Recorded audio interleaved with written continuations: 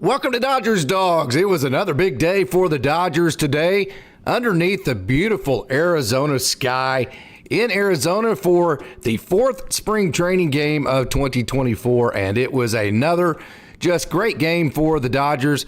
They are now 4-0 in action. I think what you're seeing is that the Dodgers are very deep in pitching talent and deep in spring training talent and in their system. So when you're talking about a bunch of different guys getting to play, a bunch of different pitchers getting to pitch, and all of that, you're seeing the depth that the Dodgers have, and I think that's really playing a factor in the fact that the Dodgers are winning these games. Of course, you don't win a World Series in spring training. We know all that. But, hey, it's always, I don't care if you're playing marbles. I don't care what is going on. It's always better to win than it is to lose. So, hey, I have not talked to you since Friday evening. So what is up, Dodgers Dogs?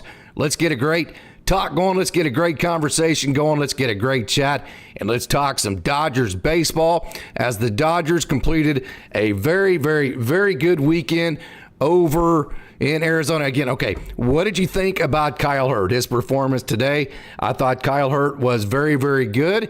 He has that fastball that I've said it many different times. When Kyle Hurt is locating his fastball, let's get to some video and let's talk about Kyle Hurt, and let's get some of that going.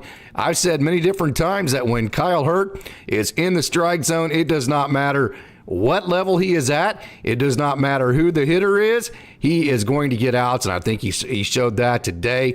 That high-riding fastball that he was very good at today, I thought was very good. And then I also thought his changeup was just simply dirty. I mean, that changeup for Kyle Hurt right there, that is a devastating pitch. I thought he had it on display today. The one inning, and again, it's not as easy as it looks to go out there and you're in a position battle. You know how just deep this roster is. You know how difficult and how limited the innings are going to be for everybody. So to go out and to know you only have one inning, it's not as easy as it looks. And I thought Kyle Hurt did a really, really, really good job today for the Dodgers. Kyle Hurt, he threw one inning. He did have a walk and he did have a strikeout. But again, I thought when he was in the zone, he showed that he can overpower very good hitters. Hey, it was also good to see Ryan Nota. Ryan Nota is a guy that was picked up in the 2022 Rule 5 draft from the Dodgers. And if he didn't lead the league in walks last year, he was up there. He was like in the top 2 or 3 in walks drawn, and he actually drew a walk from Kyle Hurt today. So that was a fun performance and a fun little outing. Kyle Hurt versus Ryan Nota today. Hey, what's up, Dodgers Dogs? If you haven't done so yet, hit that like button, leave a comment, tell all your friends about Dodgers Daily and Dodgers Dogs every Sunday, Wednesday, and Friday. Our times have been a little bit different because we've tried to go post-game. I know you guys have a window of time. You watch the game. You have 30, 45 minutes. You may want to watch the game afterwards.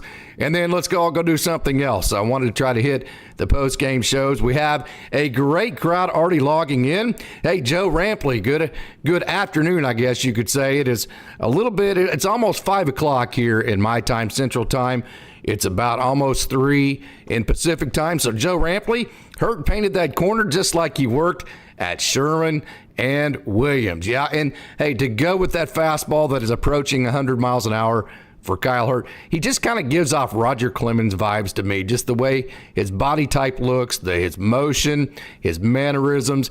He just looks like another generation of the Rocket. Roger Clemens went to USC, and he came from just great lineage in terms of being very athletic. Dad played in the NFL. Grandpa played in the NFL. Dad played Division I football in the SEC at Ole Miss. So Kyle Hurt, he's a real live dude, man.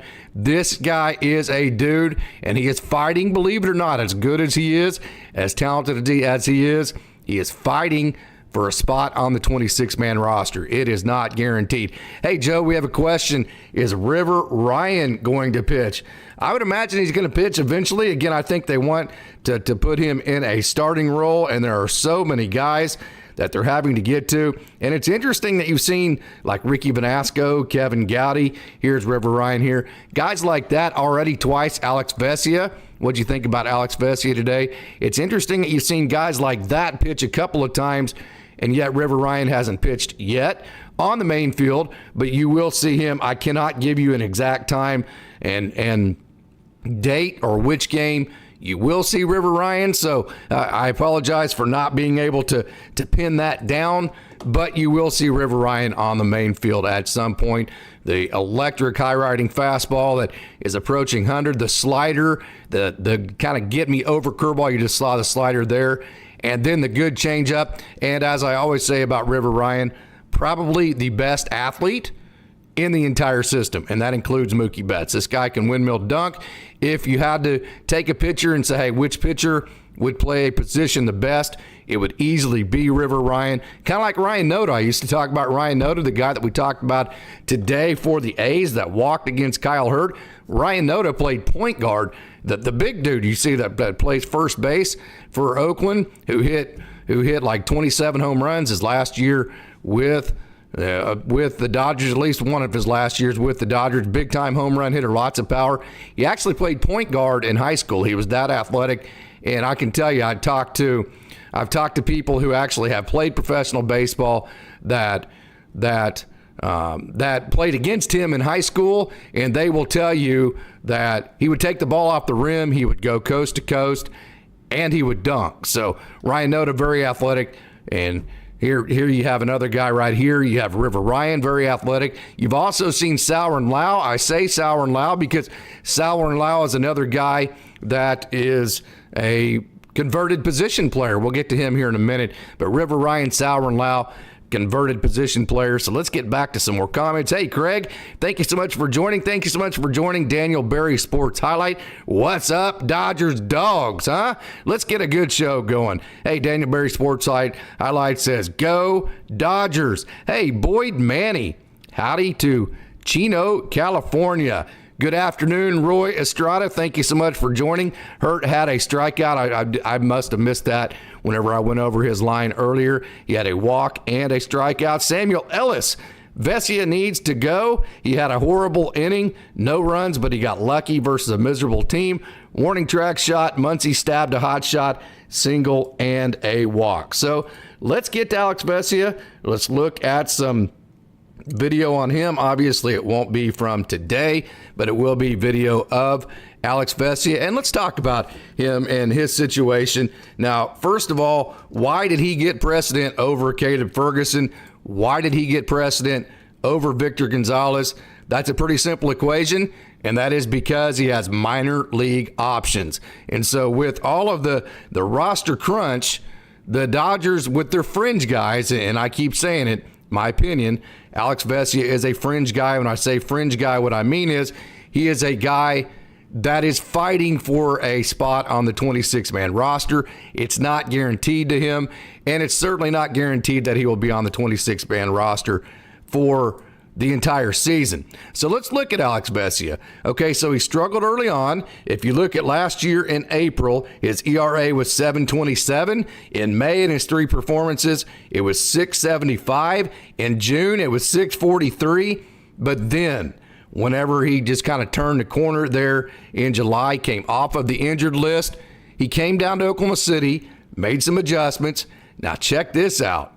In July, ERA 1.80. Whip 050, and that's in 1, 2, 3, 4, 5, 6, 7, 8, 9, 10, 11, 12. So in 12 outings in July, again, 180 ERA and a whip of 050 and a batting average against of 118. In August, 279 ERA, whip of 083, batting average against 152. September, 245 ERA. Whip of 091, average against of 214. So Alex Vessia was two different pitchers last year. He was the first half pitcher that was not good at all, that was posting ERAs in the 6s and 7s. In the second half of the season, from July on, he was one of the best left-handed relievers in baseball, period, in a discussion as far as how he pitched. So Alex Vessia definitely is one of those guys that's a hot button topic. I always talk about him when you talk about the way he pitches, just all the nervous ticks. It just kind of keeps you unsettled. But I think you definitely have to admit that July, August, September, Alex Vessia actually was very good. So, yeah, hey, there's a lot of talk about him. I think there's a lot of discussion. I think that's why you're seeing him a lot early. So, hey, great comments there. Roy Estrada, Hurt is staying on the roster. Vessia might end up in Oklahoma City. That very easily could happen. Let's get back to Kyle Hurt. And the reason that is, Roy, I don't think the Dodgers have to say, hey, we need a lefty. I don't think they have to say, hey, we got to have guys that can match left versus right or right versus left. I think a guy like Kyle Hurt is ambidextrous enough to where you can just simply say, hey, instead of saying, let's put out a lefty because we need a left-handed pitcher to get lefties out, let's just put the best pitcher out and let's let their stuff work, and let's let just the most amount of talent get on the field, because Kyle Hurt, Emmett Sheehan, guys like that are simply fantastic pitchers, and they're ultra talented. We know the lightning bolts that they have. And looking at their splits, a lot of them have enough of a right turn. They have the bullet sliders like Kyle Hurt has, that they do have the chance to be ambidextrous enough. So, for instance, last year, the batting average against of 246 for Kyle Hurt against lefties. That's not terrible. So I think there's a chance that the Dodgers could just say, hey, instead of playing the matchups, let's just put the most talented guys out there. But again, it'd be interesting to see. I will say this, I think Ryan Yarbrough, of course, he doesn't have options. He's going to be on the roster. I would have to say that Alex Vessia has a leg up, just for the simple fact that he does have experience, and the Dodgers very much so, they value that experience. So I would say that probably Alex Vessia does have a leg up to make the 26-man roster.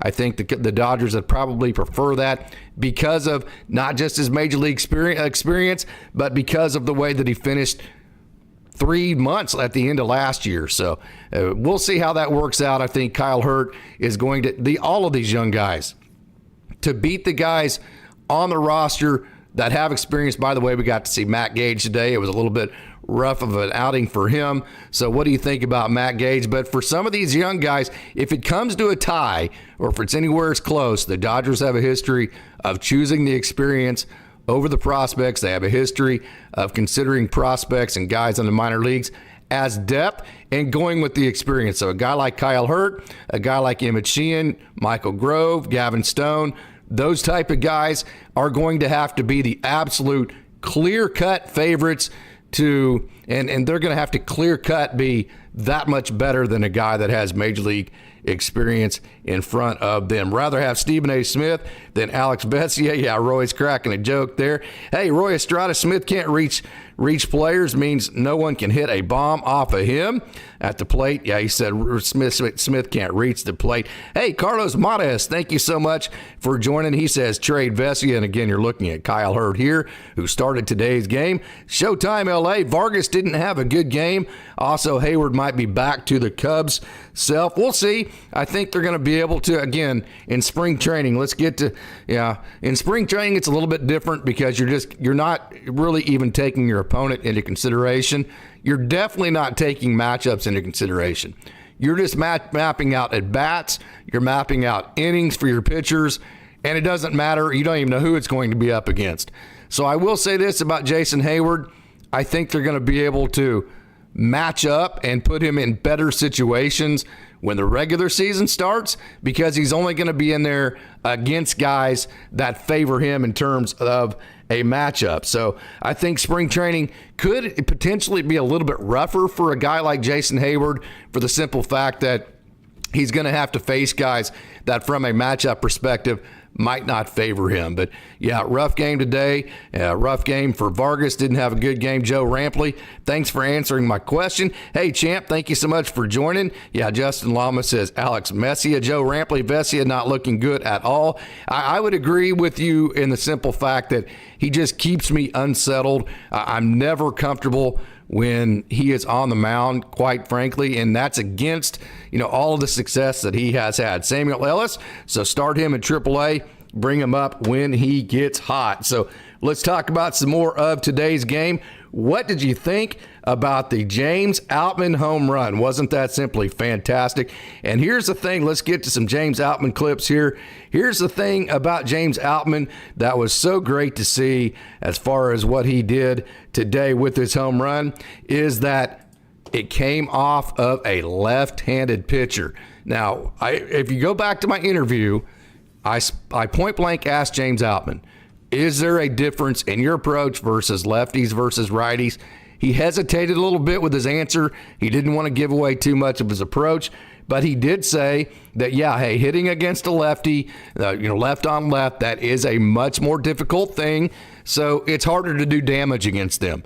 So when you look at what he did last year, he hit all those home runs, right? But only one of them came against a left-hander. So he hit 254. So it wasn't like he just wasn't good against lefties last year. I mean, it wasn't like he was bad, I should say, against lefties. He did a good job. I mean, left on left, 254, you'll take that. His OPS approached 800 against lefties last year. So it wasn't like he was bad against southpaws, but he only hit one home run. So to see that he potentially has added the ability to also do damage against lefties, I think that would be a huge addition to James Outman's game. And that would move him from a 20 to 25 home run guy probably to over 30. And James Outman mentioned that he's never been a 20-20 guy, ended up with 16 home runs last year. Another thing, too, if he can hit lefties, that's going to get him on base a little bit more. And if he can get on base a little bit more, that only increases his chances to steal bases. And so 2020, I know, is a big goal for him.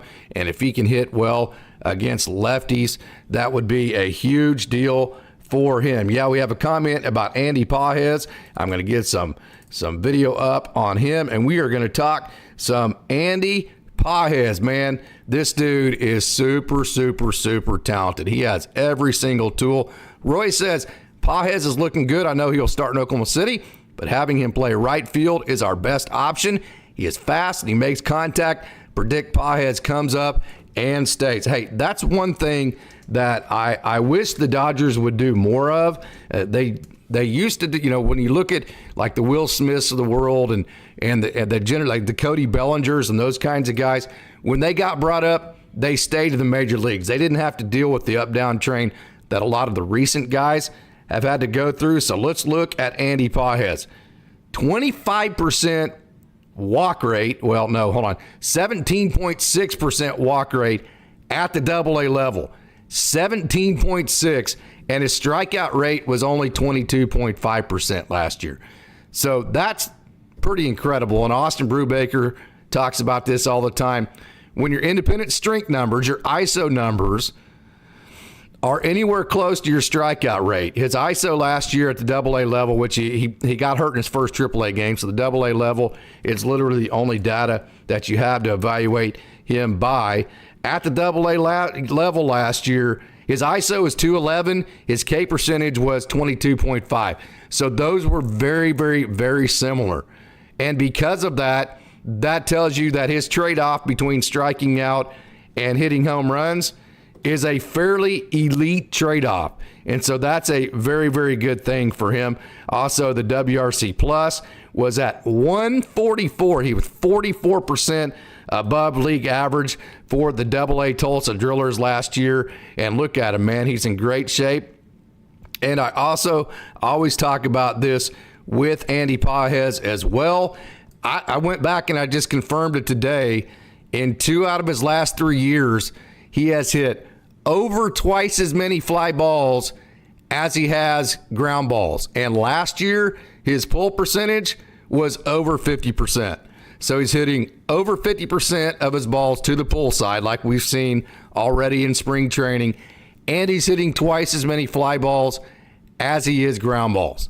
That tells you right there that he is going to be able to get the ball in the air to the pull side. And when you get the ball in the air to the pull side, that's where you get a lot of home runs. Now, here's why he pulls the ball, but it's not a bad thing for him. What I want you to watch is how he, what I call, he covers the plate right here. He leans out over the plate. See right there? See how he's leaning out? Let me stop that and back that up just a touch. So now look how he's leaned out over the plate here. I know that's after he hit it. Let's get back into, okay, right there. Right here, he's going to get ready to lean out. Let me get it stopped. There. Okay, see how he's leaned out over the plate? So what that's going to do is, even if you don't lift the hands, which he doesn't, he does not lift his hands to get the ball in the air. What he does is he uses his spine angle. See how athletic he is in the lower half? And see, this is what I call tilt. Okay, this is not lean. Lean is straight backwards. Lean, where you lean backwards, is where you swing up. This is simply tilt, which means he's tilting out over the plate, which is going to make his bat angle like this. See that bat angle like that, which is more of a 45-degree angle? Because that's going to create that type of bat angle. Let me kind of show you what I'm talking about. If I can get there, well, not right there. Let me try it one more time. Right. Well, let me see if I can change the speed, and I can. Let me go right here, and I can get you exactly right to where his bat would be right there. Okay, see that bat angle? That's exactly what I'm talking about. He's done that without having to lean back and trying to swing up the ball. He is not swinging up this ball. His hands are coming flat, but yet he still has this negative of a bat angle. So that is a perfect setup for a guy that wants to hit home runs but not strike out, because you're going to be able to get the ball in the air with that severely negative of a bat angle, but then you're going to be able to do it by not lifting. Watch his hands. His hands are not lifting. His hands are actually going down to that ball. They lift in the front of the zone like they should, but they don't lift to the baseball. So for those reasons, Andy Pages has a world of potential to be a home run guy that strikes out. There's another pull ball. You see him leaned out over the plate. That strikes out 20, 22, 23% of the time, which in today's day and game, you would take that every day, and like today, twice on Sunday. So yes, very high on Andy Pages. I am super pumped that he is as healthy as he is right now. Hey, Craig Osterberg says Manny Margot does not look good. Hey, Ruben and Dawgs, thank you so much for joining, Ruben and Dawgs.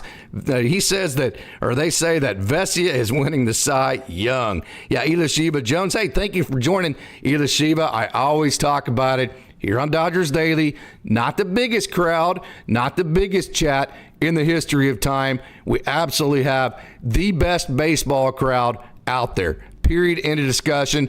I can't tell you guys how much I appreciate you. So thank you so much for logging on. We have just an awesome crowd today. And if you haven't done it yet, hit that like button and tell us what you think. Hey, another part of today's game that was very, very encouraging, Max Muncy. Now, what was encouraging about him? I know it's been brought up. Now, 2 years ago, his splits against lefties were good. Last year, they weren't like unbelievably bad, but they were kind of down enough to where you're like, I know Jay's brought it up a couple times. Is this something the Dodgers are going to have to address, in the sense that, are they going to have to bring in maybe Chris Taylor to hit against lefties? So to see Max Muncy hit that home run today against a left-handed pitcher, I think that was just really a sight for sore eyes. And then also, when you combine that with the fact that he's lost, 15 pounds, and he looks really, really good, that's going to help him be more agile defensively. So what helps you with that, if you're even just, Austin always talks about this, my co-host, even the smallest of margins matter. So if you can get just in that much better of a position to field a ball, most of bad throws are caused by bad footwork. So, and that bad footwork can be as much of as an eighth of an inch off. So even if by the smallest of margins, you can get yourself in better positions from a footwork perspective to throw a baseball to first, that's going to make you magnificently more accurate. So by losing 15 pounds, he's going to get in better positions to throw the baseball or in field the ball as well. And that it should really help Max Muncy. And if he can, kind of like Gavin Lux, if he can just be an average defensive player with the amount of home runs that he hit, over 30 home runs. He came up last year, I talk about this all the time, with more runners on base than any other player in the major leagues. So if he can hit over 30 home runs again, play league average defense, that's going to be a situation that is very advantageous for the Dodgers. Gavin Lux, again, he hit another ball up the middle today. And I tell you what, I know there's, and especially Gavin Lux, there are some people that would like to see him hit maybe some more home runs. I am not one of those guys. I am in the camp of, I want Gavin Lux to hit the ball up the middle. I want Gavin Lux to be concentrated on trying to hit base hits the opposite way like that, staying inside the ball, staying short to the ball, and just literally just trying to get on base. Here's Gavin Lux at shortstop. He's going to play shortstop Monday. I think that was smart of the Dodgers not to force that. Let his knee and his mind and everything else just kind of get comfortable being on a baseball field, being outside again. Don't just kind of throw it all out there all at once. So it's nothing to worry about. It's just a situation to where the Dodgers are trying to optimize everything for Gavin Lux. Another ground ball up the middle, of which we talk about it all the time. And I know, hey, major league guys don't make errors. I get all that. But when you're Gavin Lux and you're forcing defensive players, even at the major league level, to make very difficult plays with the amount of speed that he has, they're going to make more mistakes, and you're going to get on base that much more. And like just mentioned a minute ago, the margins matter. So if that's 10 times a year over 500 at bats, that is a very big deal. So here's the deal. When you're a guy like Gavin Lux, the reason why thinking up the middle, Chris Taylor needs to be this way too. The reason why up the middle is such a good idea for that, first of all, if you think about it, the biggest part of the field is in the middle of the field. That's the most amount of room for a shortstop and a second baseman to cover, and it's the most amount of room with open space in the outfield. So if you can hit it up the middle, you're going to gather a lot of hits because your percentages increase because of the open space in the area that you're hitting it to. And then also, if you're thinking up the middle from a timing perspective, if you're a little bit late, like we see with Trey Sweeney, you're going to hit the ball opposite field. And if you're a little bit early, then you're going to pull it. So if you're trying to pull the ball, right, and then you're early, or you're just going to swing and miss. If you're trying to hit the ball the other way, and then you're a little bit late, from a timing perspective, the ball is going to be by you. So if you're trying to hit it up the middle, you're trying to get that perfect timing. A little bit late, go the other way with it. A little bit early, you get to pull the ball. And so then not only are you hitting it to the biggest part of the field with the most amount of room, you're also creating the longest amount of timing. And so that should lend itself to you putting more balls in play. And anytime a guy like Gavin Lux puts more balls in play, even if they're ground balls like he hits today, that is a situation that is going to improve his margins. And like I've said already a couple of times today, when you improve your margins, even if it's by a small amount, that is a big deal at the professional level. Hey, El Rojas, thank you so much for joining today. We have just a tremendous crowd. Hey, from Thailand, Michael Kraywick gets to join today. Michael, thank you so much for joining. I love it when Michael actually, from a timing perspective, gets to hop on one of these live broadcasts from Thailand. Hey, Casey, a win is a win is a win. Why did Lux not play today? It's not anything other than the Dodgers are just trying to just ease his way back onto the field. Probably more so from a mental perspective. Again, I've talked about a couple of times. They fix these things surgically. From a physical perspective, pretty airtight. It's going to be mentally that first violent cut, that first time that he has to do something just from an instinctual perspective, and he cuts on that leg, and that's where he's going to develop his trust. So I think the Dodgers are trying to ease him in to that mental prospect. Good to see Outman and Muncy put some hurt on the ball. Thanks, Casey. Smash that like button. Hey, we have had a great crowd with a lot of likes already. We have 26 likes. Let's get those likes up to 100. Let's get this crowd up to 100. Hey, we're at 69 right now. We've been up as high as 71. That's less than 30 people away from 100. Let's get to 100 today on Dodgers Dawgs as part of the Dodgers Daily Network. It was cool to see the two Geloffs today. Yes, Jake Geloff, I mention it all the time. Every time I talk about him, that when you talk about young guys, you can't really, you can't accurately talk about whether they are a major leaguer until they really get to Double-A. But then I always talk about, if you could ever mention that about somebody, it would be Jake Geloff. It was very cool to see him and his brother Zach Geloff on the same field, and they have very similar swings. And his brother is at the major league level. I don't think it's going to take Jake very long for him to reach the major league level either. I really do think at this point, now things can change, Cody Hosey could reach his offensive potential, and with the way that he plays defense, Cody Hosey could get himself back into the equation. Alex Freeland, 31 stolen bases last year. He could end up being a guy that could improve his contact rates and then also tap into some of his power and be a guy with those 31 stolen bases, could also hit 25 home runs and be a 30-25 guy and then move to third base. So there's and another guy, Brandon Lewis. Brandon Lewis is a guy, don't forget, he was a top 20 prospect for a while, and he led the Dodgers minor league system in home runs per at bat in 2021. He could also find his game again. He needs a bounce back. He's had a couple of rough years.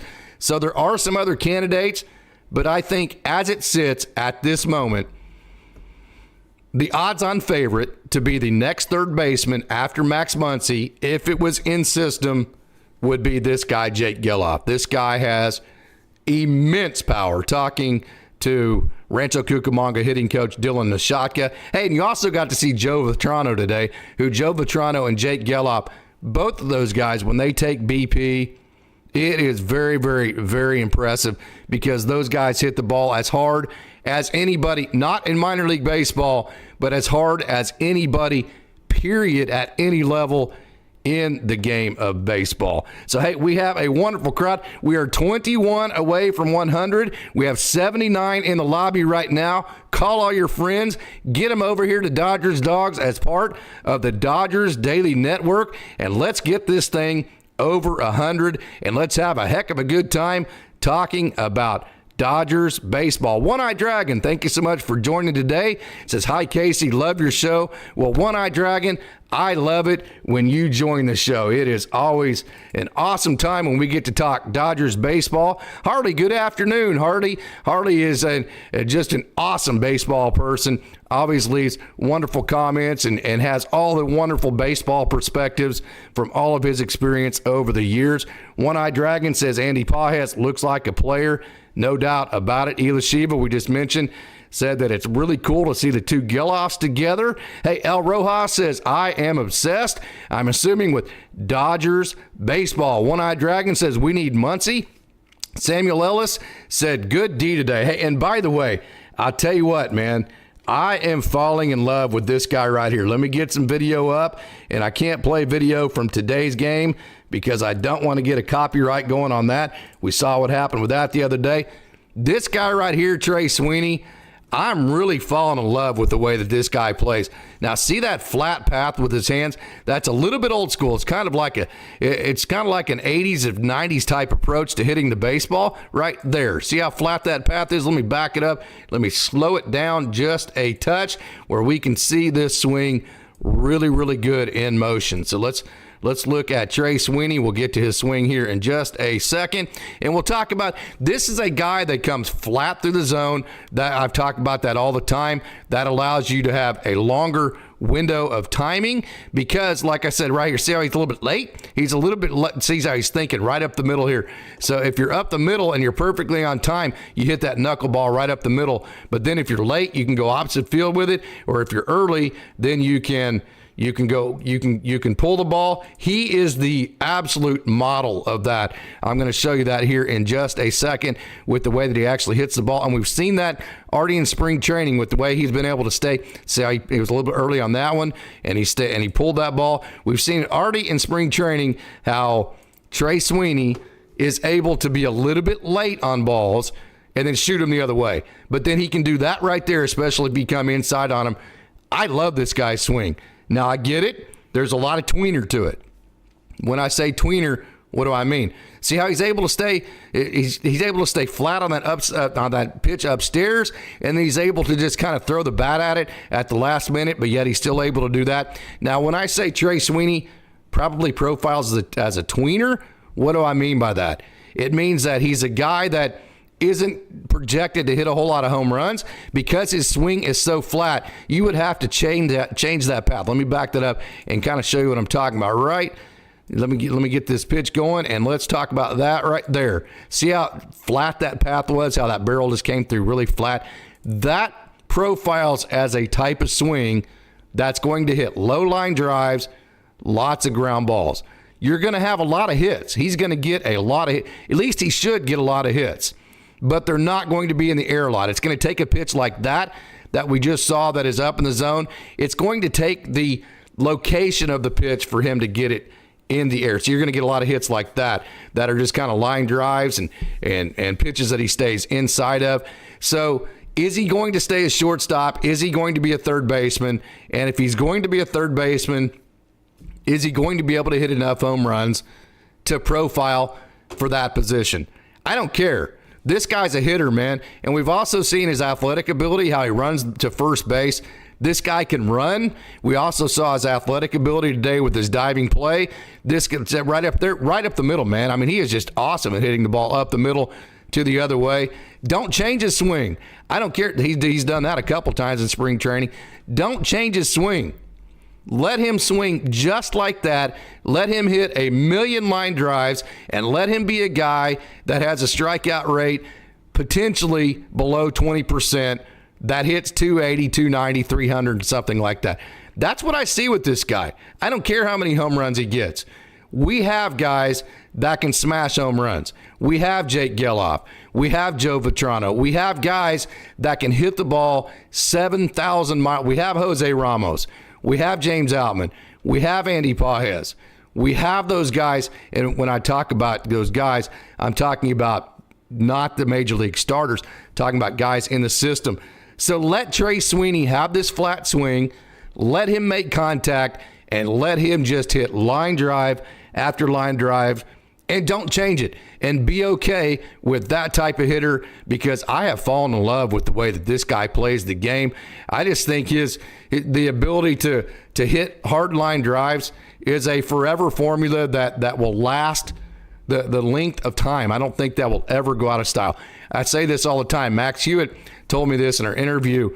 There is no such thing as old school or new school sometimes. So we've seen that right there from Trey Sweeney a bunch. There's no old school right or new school. There's just a right school. To me, Trey Sweeney, he has the right school type of hitting, shooting the ball to left field like that. I've fallen in love with the way that this guy plays. I'm super excited to get to see him in AAA Oklahoma City and see what he can do. Let's go, Ohtani and the other Dodgers, says One Eye Dragon. We have a tremendous crowd. Hey, we're at 80. We're rising. We're getting to that 100. Let's get to that 100. Call all your friends. Hey, Harley Anderson says big league veterans will be given more room to get ready. Minor leaguers can't look at that, but must keep pushing and keep your name in the forefront. That is exactly right, Harley. There is a lot of pressure on these minor league guys, especially for the guys like Alec Gamboa, John Rooney, Kyle Hurt, Emmett Sheehan, Michael Grove, Gavin Stone, all of those guys, Alex Vessia, Matt Gage that we saw today, all of those guys are fighting for, there may only be one spot available on that 26, and they're all fighting for that. So Harley, you are 100% correct that those guys have to keep pushing. And hey, what'd you think about Ricky Vanasco again today? Vanasco got to come out, and what you got to see from him is you got to see that really dirty slider. I thought Vanasco was good again today. Tell me your thoughts. What do you think about him? Let me push that over, and you can watch Ricky Vanasco pitching. I thought his and Kevin Gowdy's outings. And, hey, also, we're going to get to him here in a minute. You got to see Benoni Robles. I believe that was yesterday. If I say you got to see him, it was either yesterday or today. I haven't talked to you since Friday. You got to see Benoni Robles. You got to see Juan Murillo. You got to see Michael Hobbs. All of those guys are very exciting. They were all part of the Great Lakes bullpen last year. That was one of the most exciting and best bullpens in the game. And then also, I think we've talked about that, but you got to see Jack Dreyer, who was part of that as well. So this is Ricky Vanasco. Hey, really bad showings by Vargas offensively, says Michael Carrillo. Don't you know that Miguel Vargas is probably pressing at this point, trying to prove that he is a guy that should be Major League ready? Hey, Ela Shiva says, so far this spring, Padlo is looking good. I would totally agree with that. And also, hey, I think Oki is looking good behind the plate. I think he has done a really good job. Super excited that Hunter Fiducia, you're again looking at Ricky Vanasco. Yeah, hey, Showtime Olay, those are my thoughts on Trey Sweeney. I love the guy. I haven't seen very much of him, so take that for what it's worth. It is a very, very, very small sample size. And as you know, when I talk about guys, I'm not talking about results. I'm talking about just setups and routines and processes and styles of hitting, styles of defense, athletic ability, profiles, that kind of thing. So those are my thoughts on him. I'm really high on him. One Eye Dragon says Triple Crown. Hey, yeah, that would be great. Hey, Norton Lee says still have concerns about right field. Our Margot Hayward platoon looks troubling offensively. I mentioned that a minute ago. I think by the fact that they're going to be able to match things up better once the season starts, I think that's going to clean up a lot of that. And also, hey, Ryan Ward got a huge hit Saturday. Didn't you enjoy watching old Wardo clean the bases with the bases clearing double to tie the game Saturday? Let's get to some Ryan Ward action.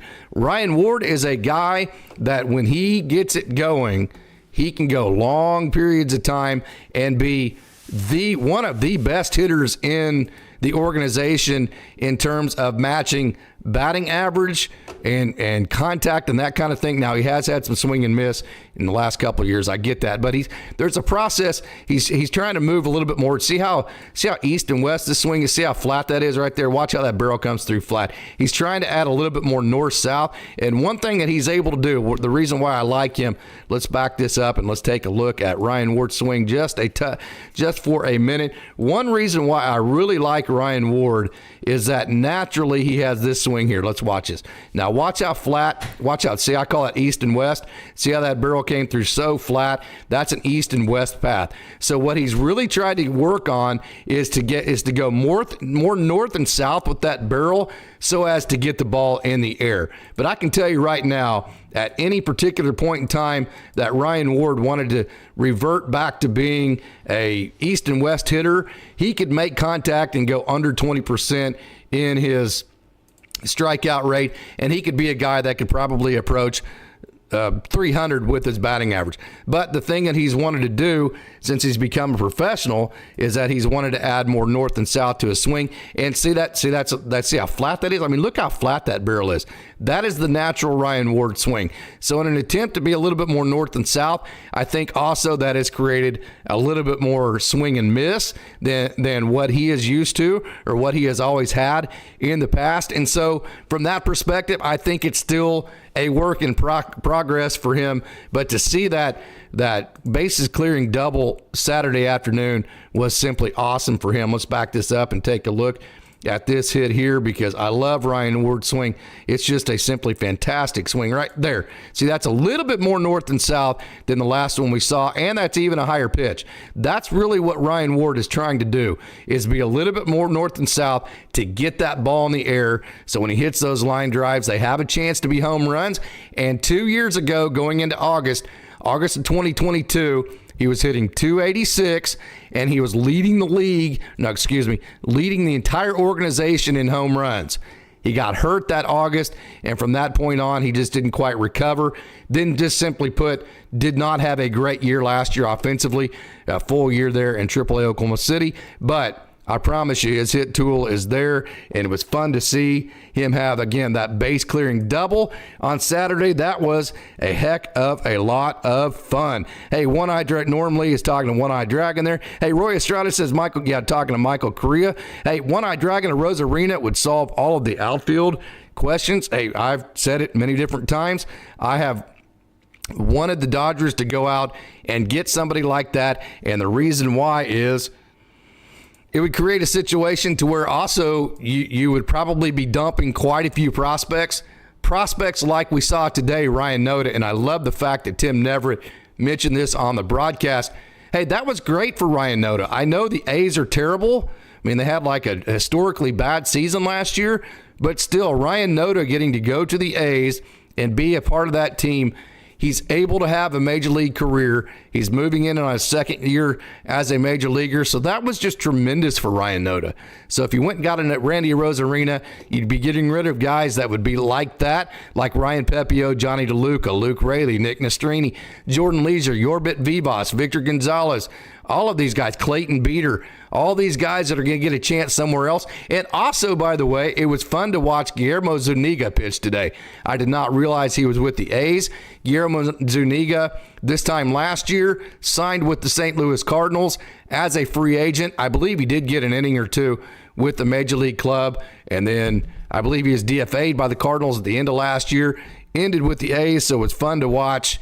It was fun to watch Big Guillermo Zuniga, a guy that can throw it over 100 mile an hour as well. So, hey, we have just a tremendous crowd. Hey, we're only 12 away. We are at 88. Let's get this thing up to 100. Let's get it. We have 38 likes, so let's get that over 100 as well. Call your friends. Tell them, hey, we only need 12 to get Dodgers Dawgs to 100, and that is the goal for today. We have a wonderful crowd. Gregory, good afternoon, Gregory. Hey, just a reminder, every Sunday, Wednesday, and Friday, we go on Dodgers Dawgs as part of the Dodgers Daily Network. Thank you so much for joining. Casey, who is the fastest player in the Dodgers organization? My guess, I don't know about Kendall George. My guess at this point would probably be Jake Vogle. Jake Vogle is a young man that at Great Lakes, and I can tell you this also, Damon Keith was, I believe, the second fastest player in the organization. But let's bring up, you have not seen him yet, but this is Jake Vogle right here. A young man that I'm, point blank, I gotta bring it real to you guys. You guys are awesome Dodgers dogs out there, and I gotta be real with you guys, okay? So I don't mean to be throwing shade, but Jake Vogle just quite frankly has not hit his stride offensively as a professional yet. But he is a guy that has so much speed. The Dodgers, kind of like Cody Hosey, has so much upside and ability to him. The Dodgers are going to keep giving him chances. Jake Vogle has so much speed. Here you can see him using it right there, that the Dodgers are going to continue to give this guy opportunity after opportunity after opportunity, because when you look at that swing, I mean, look how just simple the swing is. See, there's just nothing complicated about what he's doing right there. Let me back that up. Watch this. Head doesn't move, just kind of puts the foot up and down. When you have that simple of a setup, you should be able to put the ball in play. And when you can run like Jake Vogle, then that should be good right here. See, we're going to see that go off the pitcher. Absolutely no chance. I mean, don't even throw the ball. Jake Vogle's going to beat that out. So I don't know this for a fact, but my guess would be that this guy right here that we're looking at, Jake Vogle, if he's not the fastest guy in the organization, he would certainly be one of them. So that is a absolute great question. Hey, Hardy Casey, you know what I had to change to get out of my slump?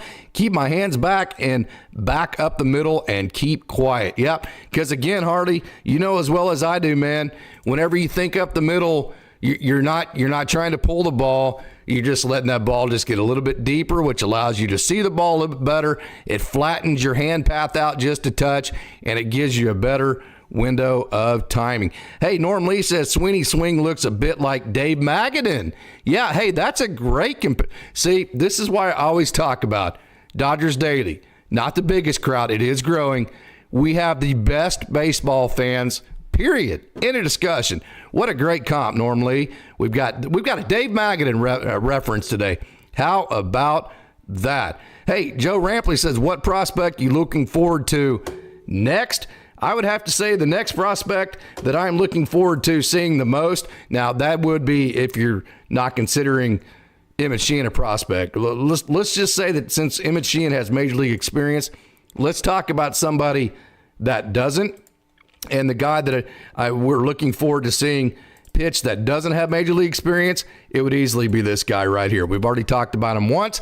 River Ryan. I can't wait to see what he gets to do. Also, I hope Brandon Lewis gets a chance to hit on the main field, and he gets a chance to show what he's capable of.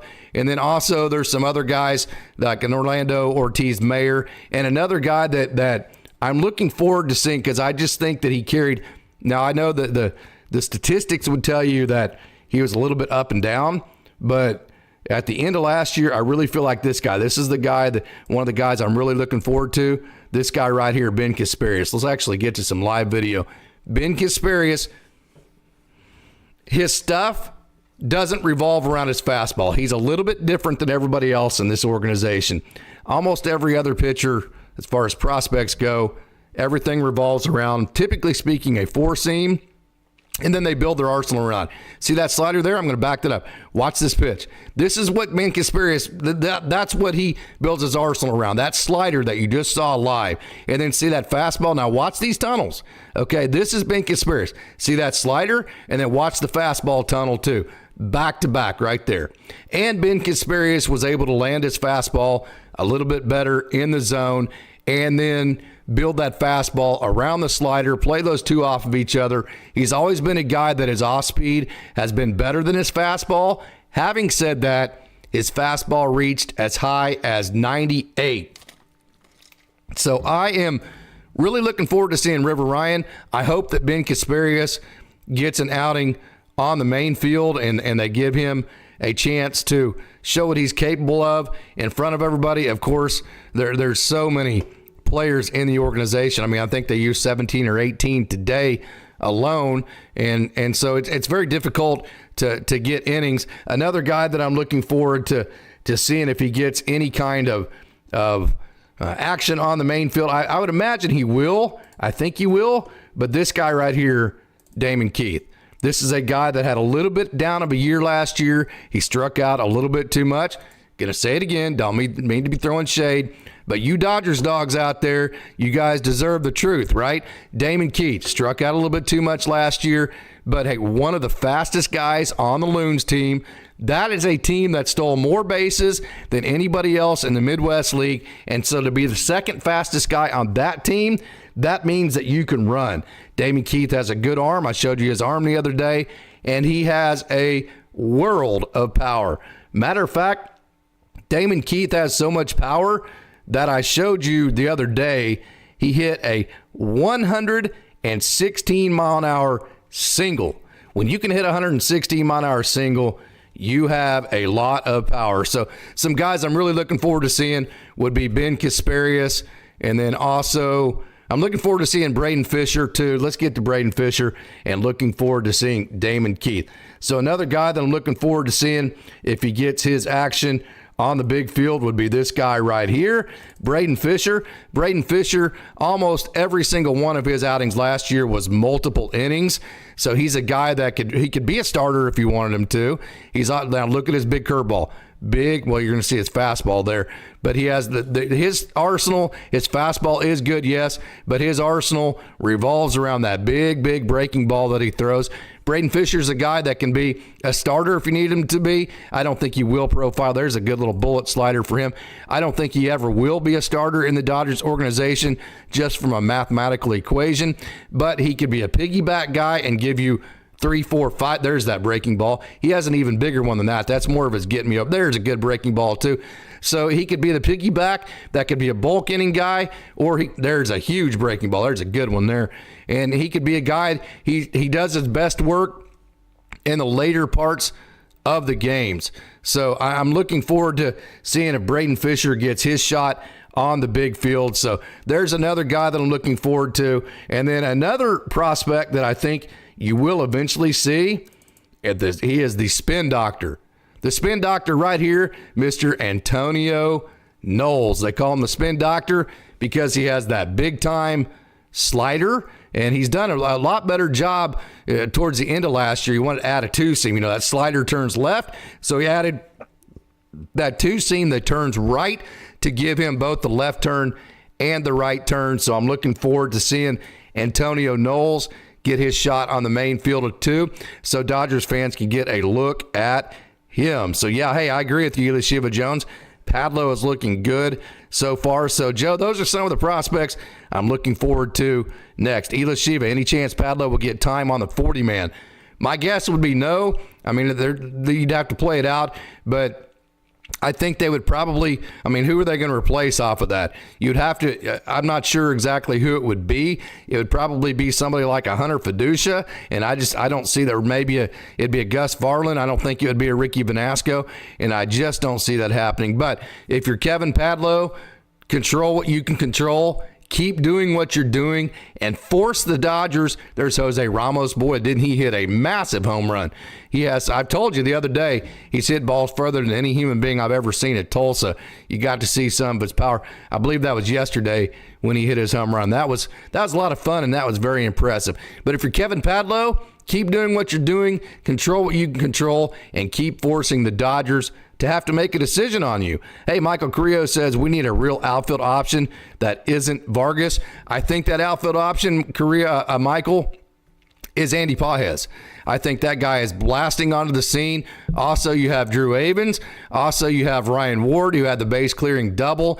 So there are some options. And then another guy that you saw hit a home run yesterday that is getting a real long look. Let's take a look at him right now, and that is Jose Ramos. You got to see just his simple raw power on Saturday. Was that not just a super impressive home run that he hit? Here is Jose Ramos. Let's cut over to him. So it's not just Miguel Vargas. It's also Drew Avens. It's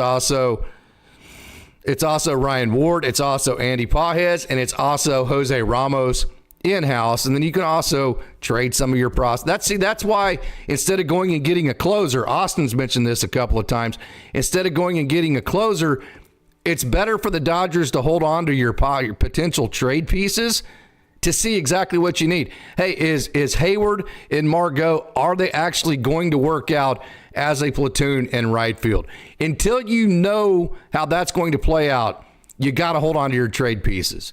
Is Gavin Lux going to work out at shortstop? Until you can answer that question, you have to hold on to all of your trade pieces. So Jose Ramos, I think him and Andy Pages are very, now neither Andy Pages actually is on the 40-man. Jose Ramos is not. So easily I think Andy Pages is ahead of Ramos, and I've mentioned yesterday, or at least in Friday's show, the reasons why, the little bit better bat-to-ball skills and all of those kinds of situations. But Jose Ramos, definitely, I think he's making a splash, and he has that just really happy-go-lucky personality to him that the Dodgers really like. Okay, so, hey, you can't walk off the island, says One-Eyed Dragon, no doubt about it. BC, good evening, or good afternoon, BC. Thank you so much for joining. Crazy thing is, as good as they are, think they're even better in 2025. Thoughts on Margot? Craig, I don't really have a whole lot. I have not seen Manny. Matter of fact, I've seen Manny Margot play more at the minor league level in Oklahoma City than I have at the major league level. So I just don't think I could give a qualified opinion on him. I will say this. I think Margot's a good athlete. I think he's going to be a good defensive player at the very floor. I talk about difference between floor and ceiling. At the very floor of things, I think you're at least going to get a good defensive player that can play anywhere in the outfield. I think he's veteran, so the Dodgers are going to value that. And then I think that Margot, again, spring training, they're just trying to get guys at bats, get guys innings. They're not playing matchups. They're not doing platoon type stuff. They're not playing Manny Margot against lefties and then Hayward against right. They're not doing all that. So I think that really the regular season could be more advantageous for those guys. I mentioned that earlier than spring training. So I don't think we're going to know anything about what the Dodgers have and how productive Manny Margot is going to be with the Dodgers until probably mid-June. I think you'd have to ask that question again sometime in June. Hey, how is Manny Margot working out?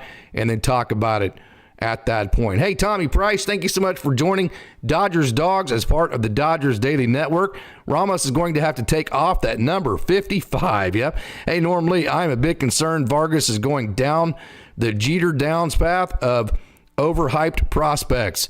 Yeah, well, it's overhyped, I'd say, is a little bit too strong of a word in the sense that he earned every bit of credit and respect that he got. I mean, you ask Alex Friedman, you ask anybody who watched him in the minor leagues, he was simply the best hitter that they had seen come through the minor league level. He hurt the hand, didn't really overcome it very well, and just didn't work out. And now you're kind of in a situation to where he's getting really, really overanalyzed. I mean, yeah, he didn't look good today, but he did get the double the other day. I know it wasn't hit all that hard.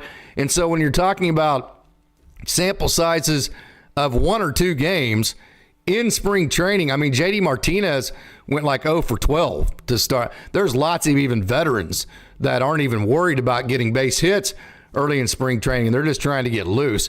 So I think some of that could be a little bit overanalyzation based on how he did last year.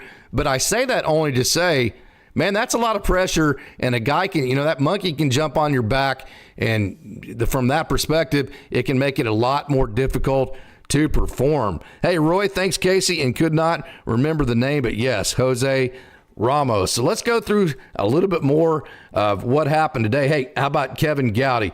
I've mentioned Kevin Gowdy a couple times, and then also I want to show you a couple of guys right here. Let's go over a couple of guys that likely you haven't heard of and that you need to know. Let's start with this guy right here. Let's go right for the throat. Juan Murillo. See this guy? Okay. 2020, the minor league season was canceled, so he didn't get to pitch in 2020. Was hurt in 2021 and 2022. This is almost identical to Jack Dreyer, Mitchell Turansky. Back in 2023, and he was part of that Great Lakes Loons bullpen. That was awesome. And this guy, as you just saw in that last video, he runs hot. I mean, this guy runs on adrenaline. He runs on emotions. And I mean, he's trying to kick your ass when he pitches. I love watching Juan Murillo. And by the way, he's a guy that has reached there. Hey, by the way, there's Sauer and Lau. Sauer and Lau actually fielded that and threw it to first. You actually got to see Sauer and Lau pitch. Mentioned that he is a converted infielder, and you got to see him actually play infield. Juan Murillo is a guy that can reach over 100 miles an hour. He runs hot. He runs on adrenaline, and he is a guy that comes right after hitters. And again, he was just trying to get back into the rhythm of things last year. That's why I don't read out statistics a whole lot, because you have to understand the perspective of what these guys are doing. I love Juan Murillo. Oh, let me actually cut to him. I didn't cut it over. Here's Juan Murillo right there. This is Juan Murillo, and you're looking at actually, let me get back to this one right here. I'm sorry about that, guys. Sometimes when I'm by myself, I miss that I didn't get stuff cut over and that kind of deal. Okay, there's Juan Murillo. Runs hot. Love this guy. Get used to hearing that name. He is definitely potential closer material, and so he was one of those guys last year that let's go ahead and keep that on there for a little bit. I'm going to read some comments because I didn't flip it over there immediately. That way you guys can watch Juan Murillo a little bit longer, and we can keep taking a look at him. So here's Juan Murillo. I'm going to get back to some comments. Hey, great chat we got going on right here. One-Eyed Dragon, Mike Hernandez, opening day pitchers. Moneyball is a joke now. Fair comment about Vargas, Norm Lee. Yep, I'm a bit concerned, but yeah, we've already covered all of those comments. So hey, let's get to another guy that you got to see on Saturday, Benoni Robles. Okay, Benoni Robles is a left-handed pitcher that kind of has some Aroldis Chapman vibes. You got to see him, I believe it was Saturday. Again, these games start, here he is right here.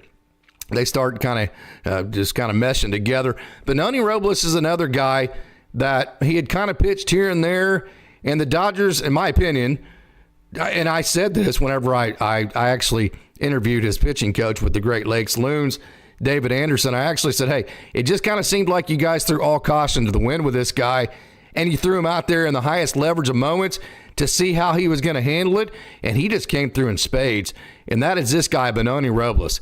He is a high leverage lefty. Another guy, let me give you a comp here, and just kind of a point of reference as far as why you should pay attention to this guy.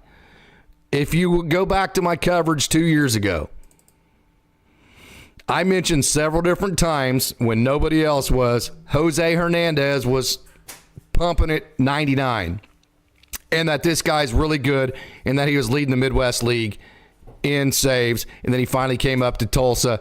And then lo and behold, after that season, he got picked up in the Rule 5 by Pittsburgh, and he stuck with Pittsburgh. And now, like Ryan Nota, he's getting ready to start his second full full season at the major league level. This is a guy, Juan Murillo, but Benoni Robles too. This is a guy that could easily go down that type of path because look at the length, look at the extension, and look at just the left-handed swag there from Benoni Robles. That's tough to hit. My Dodgers dogs in the background are having a good time here. They're hey guys, I'll get him controlled here in just a second. But hey, Benoni Robles could go down the exact same path as Jose Hernandez and literally just blast onto the scene. Because if you talk about of all of the prospects that made strides last year, Juan Murillo is one of them that we just saw a minute ago. I'm not sure anybody in the organization made more strides than this guy, Benoni Robles. You got to see him Saturday, so that was a lot of fun for me. So super exciting to see him. And then here's another guy you got to see today, and let me give you some reference on him and why you should be excited about this next guy that we're getting ready to look at, Michael Hobbs. Now, Hobbsy's another one of those guys you're kind of starting to find out now why Great Lakes was so much fun and why they were so good. Michael Hobbs, he does not throw the ball 100 miles an hour. Like, look at that changeup, though. He doesn't throw it 100 like a lot of these other relievers or even starters for the Dodgers, but I'll tell you what he does. He might have the best curveball and slider combo of any pitcher in minor league baseball. There's that wicked slider. See how that slider got below that left-handed swing? Then there's the get me over. That probably was a strike that didn't get called. And then you're getting ready to see his nasty breaking ball, curveball here in a minute. And by the way, Michael Hobbs out of Corona, California, he is the all-time saves leader in the history of St. Mary's College. And if you know anything about St. Mary's College, you know that they produce pitchers. Matter of fact, that's where Tony Gonsolin went to college. So Michael Hobbs, you got to see him get the last 3 outs of today's game. There's Taylor Young, by the way. T.Y. stole 56 bases for the Great Lakes Loons, and you got to see him do it in great fashion. There's that curveball. Let me back that up and let you take a look at that again. Watch this. Wow. That is a pitch that gets a lot of guys out. And Michael, there's that smaller slider. So you've seen the different types of breaking pitches that he throws. And I would say that he's probably going to be 93, 94 on a good night, July, and he's loosened up and that kind of thing. So there's Michael Hobbs. I love this guy. Another thing about him is that, watch this, much like Juan Murillo, he can run hot. I can tell you right here, this is against, I believe, Dayton, and the Dayton Dragon fans were, I'm not exactly sure who they were against. This is early in the year. Actually, this is in July, and the fans were talking, there's that big breaking ball. Let me show that again. Okay, the fans were bumping their gums the entire game. Look at that breaking ball. And whenever you bump your gums against Michael Hobbs right there, man, this dude runs hot, okay? You're just going to fire him up, and you are out at that perspective. I love Michael Hobbs' competitive nature. I love that breaking ball, and I love the fact that when the game's on the line and the moments are big, that's when he does his best work. So it was exciting for me to get to see Michael Hobbs today. That was a lot of fun. The Dodgers have won 4 games in a row, and I think they're showing the depth that they have in this season. Hobbs has a good start on that Raleigh Fingers mustache. No doubt about that. Him and Trevor Betancourt had really, really, really good mustaches. No doubt. Hey, could he get rained on Cone to move to third? Hey, Sean Moses, thank you so much for joining. I've said that many different times, that I do think that is a great question, Sean. Let's get to that, and let's take a look at Rain Don Cone, and let's talk about him just for a second. Could this guy move to third base? I mentioned Jake Geloff earlier. I mentioned Alex Freeland can move over there, Brandon Lewis, Cody Hosey, all those guys. You are 100% correct, Sean. I think definitely Rain Don Cone could move to third base. It's going to be the question for him is, and I can tell you this, he didn't hit a whole lot of home runs this past year. This is another guy that you just can't look at statistics, the minor leagues. You got to have proper perspective. Okay, he hit 14 home runs last year, but he was also dealing with injury. I can tell you, let me show you one of these. Let me show you one of these so you can see when things go right what happens to him. Here you go. I'm going to show you a couple right here. Boom. That is one of the furthest balls that the guy at Vessia, in fact, you don't even see it in your screen, that the announcer at Vessia had ever seen. So, yes, he hit 14 home runs, and then there's another one that he hits, and he's a little bit out front. So this is a guy that does have the potential. Again, when you're talking about guys below the AA level, it's all about potential. The potential to have big power. And he has good hands. So I would agree with you, Sean. I think there is a good chance that Rain Dawn Cone, nope, we're not seeing it there. I'm sorry. Let me cut that back over. Here's Rain Dawn Cone again. Let me show you that home run one more time right here. Bam. That is a massive home run right there. Massive home run for Rain Dawn Cone. So when you look at all these guys, again, I mentioned them earlier, it's going to be a matter of which guys can continue to progress and get out in front of the heap. So I think that's exciting. Those are some battles that are going to be a lot of fun to watch here in the next couple of years. And now that you're watching Dodgers Daily, you're getting, and also Tim Rogers, Dodgers 2080, a lot of guys out there that do prospects. Now you know who they are. Now you maybe can check on them and see how you're doing and follow some of these battles that are going on at the Dodgers minor league level. Hey, we have a great crowd on hand for Dodgers Dawgs tonight as part of the Dodgers Daily Network. Again, it was a great game for the Dodgers. Hey, what'd you think about Ryan Brazier? I thought he looked really good too. Benoni Robles, we talked about him. Max Muncy is left on left. We've talked about Alex Vessia, James Outman, and Kyle Hurt. Then also we talked about Ryan Ward. And then Taylor Young, we also saw him get hit by a pitch. We talked about Jose Ramos, Juan Murillo, Salvin Lau. Let's get to some Salvin Lau talk. We saw him on Saturday. Let's get some video up on him. I think I have some video of him pitching. We'll get to that. And there's a home run Lau right here. This is Salvin Lau pitching. Let me make sure it's actually up and going. Yeah, there's Salvin Lau. This is a guy that was a third baseman for the Great Lakes Loons. Very good athlete. Now, what I want you to notice, see that? Let me back that up. Watch the arm side movement to this. That is a wicked, that's a fastball, by the way. That's a two-seam fastball. Look at the movement on that. And that is a two-seam fastball that is at 96 miles an hour. That is why, as Austin Brubaker has mentioned, see that movement on it? I'm going to back that up and let you watch this again. Watch that arm side movement. That is also a fastball that led to him, I should say. Let me get my thoughts here because I want to get this out properly. In swinging strikes percentage, him and I believe it was either Kyle Hurt or River Ryan had the two highest swinging strike percentages. Let me actually read this right here. In 2023, Dodgers prospect Salvin Lau was tied with Kyle Hurt for the highest swinging strike percentage amongst Dodgers minor league affiliates at 19.7. That's a minimum of 50 innings.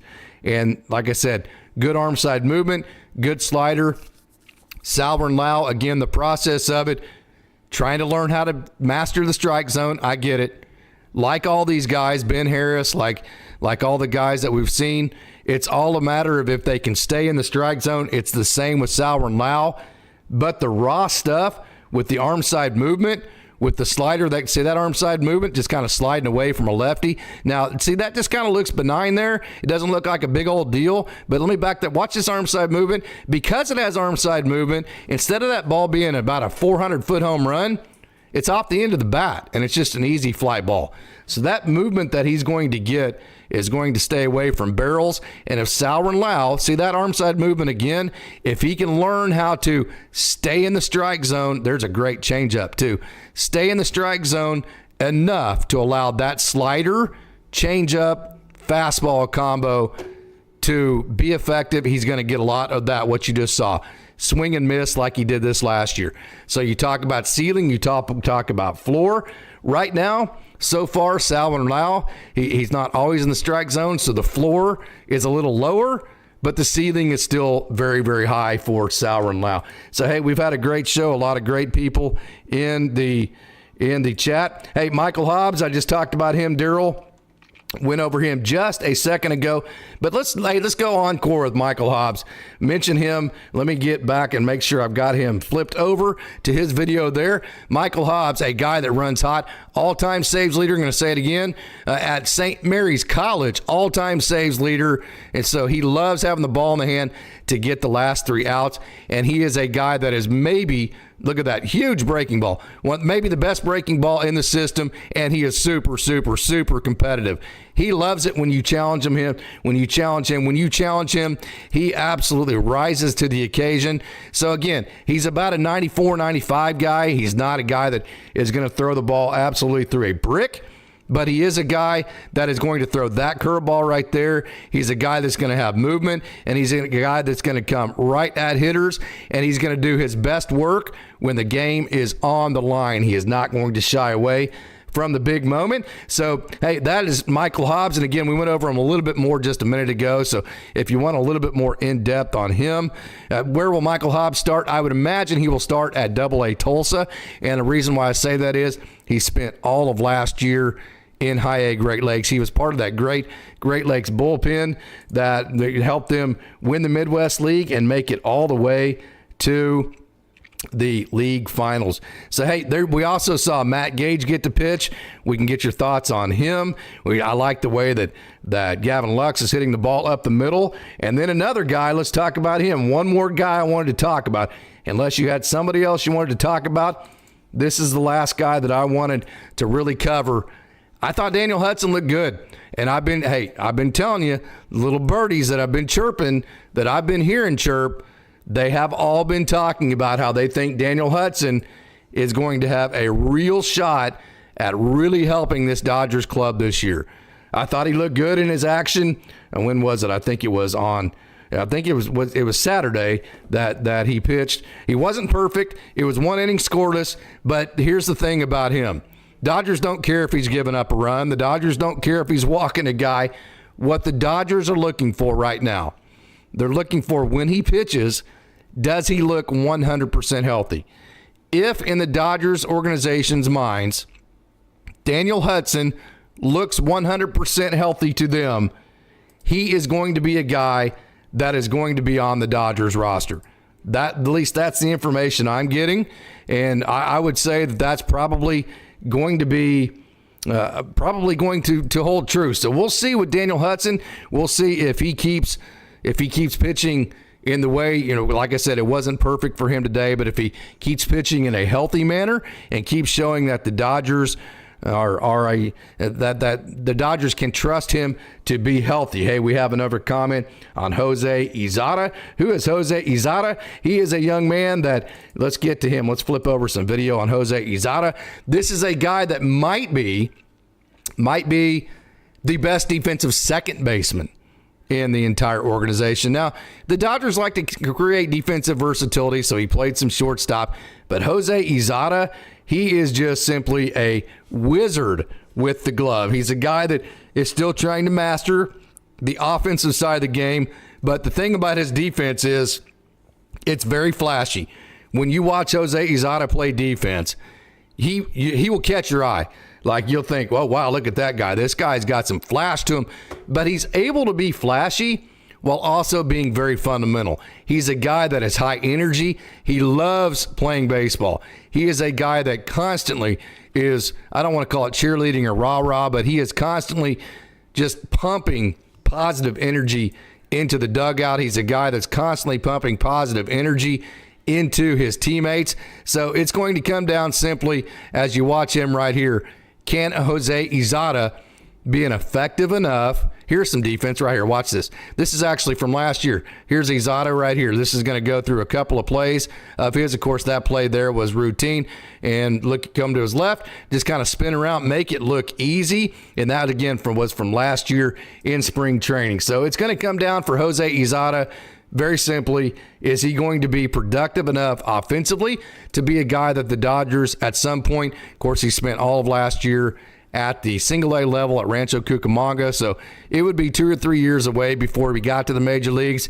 But will he be a guy offensively at the Dodgers, John Shoemaker, that will be good enough where the Dodgers will give a strong consideration to be a major leaguer someday. Hey, Norm says Daniel Hudson was expected to be the closer before he got hurt. Yeah, he leaves Shiva's Zone. Says some player named Jose Izada played shortstop today. Who is he? Again, he's not a shortstop. He's going to profile as a second baseman if he ever approaches the major league level. And again, a really, really, really good defensive player. So, hey, that's about all I got for you today.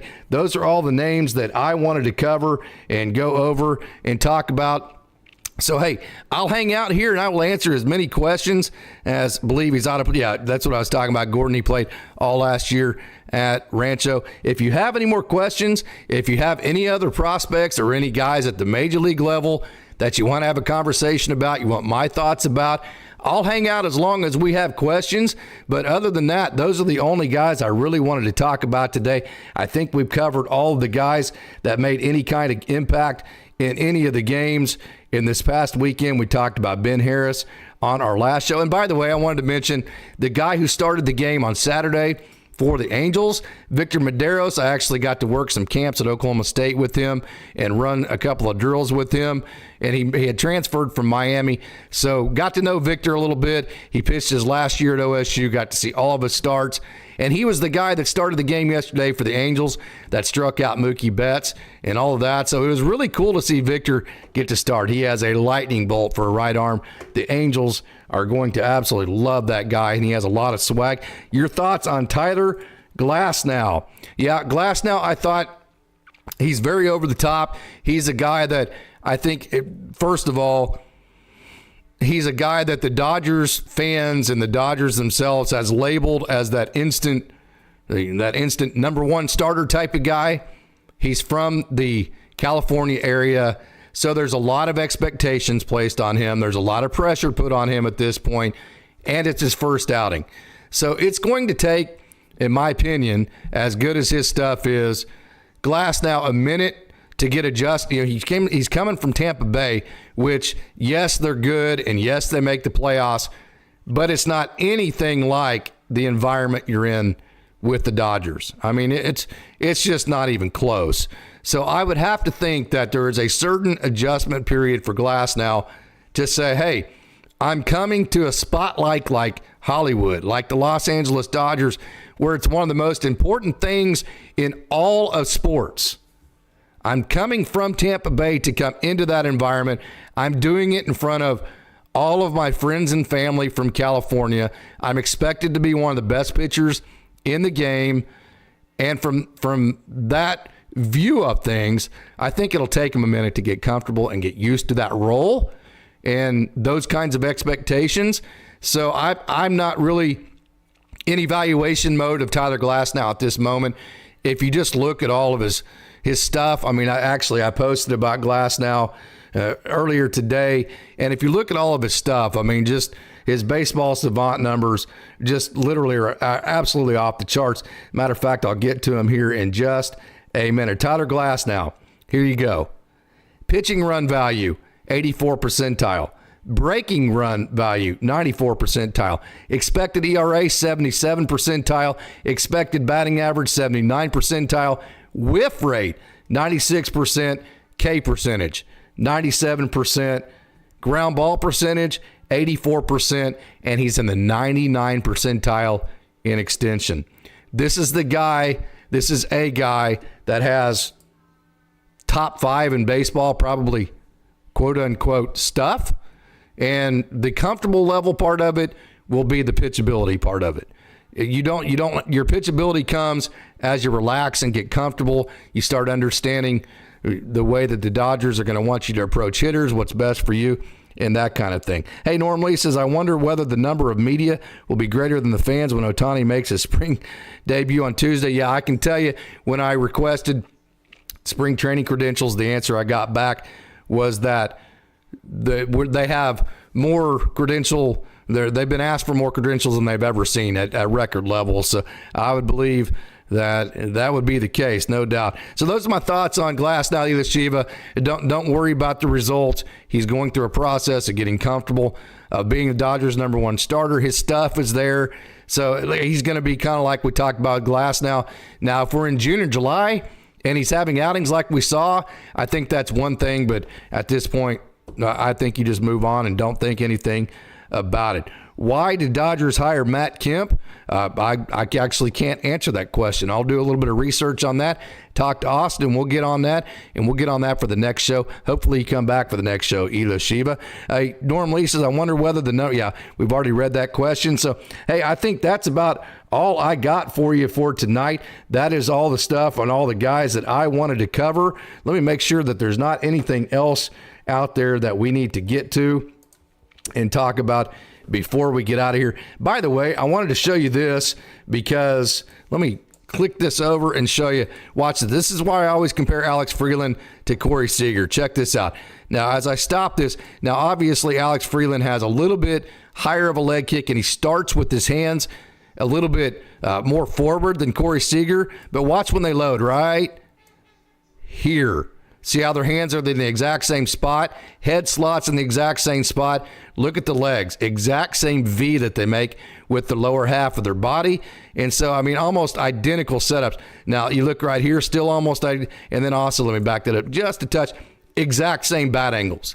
These two guys, actually, I'm not, let me actually get over. I'm sorry. Right there. Actually, no, that's not it either. Right here.